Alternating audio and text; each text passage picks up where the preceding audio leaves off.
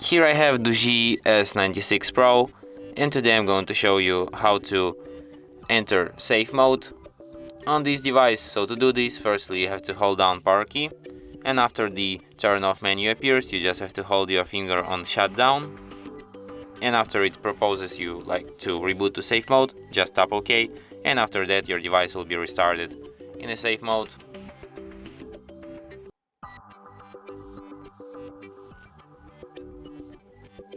And as you can see, the sign says safe mode, which is the proof that we are in a safe mode right now. If you want to quit this mode, just restart your device, and after that it will be restarted in a normal mode.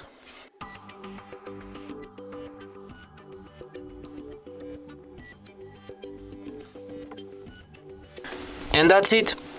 Thanks for watching.